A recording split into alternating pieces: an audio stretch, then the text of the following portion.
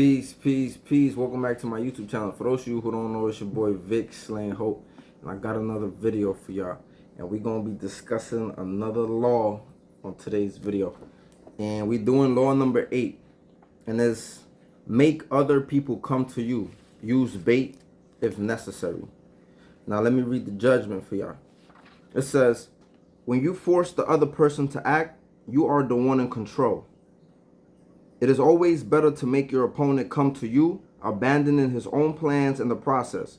Lure him with a fabulous game, then attack. You hold the cards. Now, how many times have we seen this, right? Have we seen people provoke other people so that they're justified in what they do to them? You know, we used to see this in school a lot, right? People used to argue, or people used to, like, if somebody wanted to fight you sometimes, they would, you know, usually back in the days, whoever started the fight used to get in trouble first, right? Whoever threw the first punch used to get in trouble first. So what people used to do is they used to get under your skin so that you throw the first punch, so that when I beat you up, or whenever the fight happens, I won't really get in trouble because it looked like I'm defending myself and you're gonna look like the aggressor. It's even like that with the law to a certain extent, right? If you're the aggressor, if you're the person that initiated something, a lot of times you're probably going to be the one that get in trouble with the law over the person that is just defending themselves and just responding to your aggression. So this is some of the things that I thought about immediately when it said make other people come to you, use bait if necessary. So we see this a lot in so many different ways, right? For example, even in the boxing matches, right? When you look at some boxing matches, if you look at the movie, I know Rocky was just a movie, but when you look at some movies and you kind of like see how some boxers, even Mayweather, right, he was good at defense, right? So you make boxers, you make people come to you, right? You make people kind of like come to you, swing on you, and then like you frustrate them, right? You get them tired. You make them come at you, waste all their energy, and that's kind of like the similitude that the law is saying. When you make people come to you, you know, you kind of like exhaust them. You kind of like make them change their plan. Some people, when they go into a fight or when they go into a situation, you might have your whole plan of what you're going to do, right? But we know when we get into that fight, a lot of times it doesn't really fall or as planned, right? It doesn't really, the plan doesn't come into fruition like we planned it would. So this is some of the things with this law, right? That it's like, it's about exhausting your enemy, right? And making them attack. It's almost like making them change their plan. But in all actuality, it's all part of your plan, right? So it's like you're making them change their plan to fall into your plan. Another thing with this is that there is a reversal, right? Another example that they give is like the example of when you go hunting.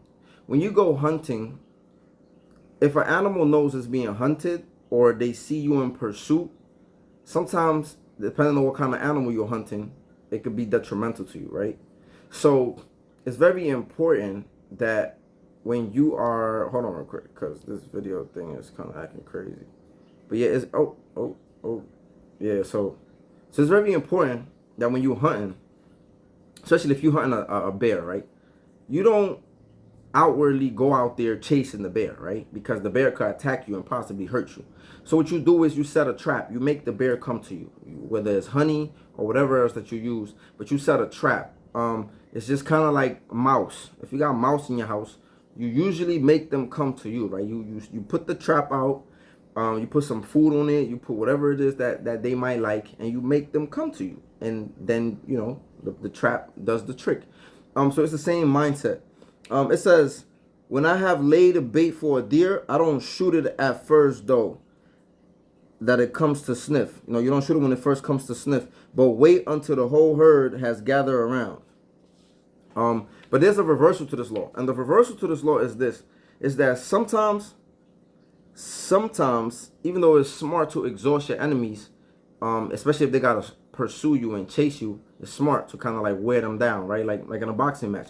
But sometimes is smarter to attack.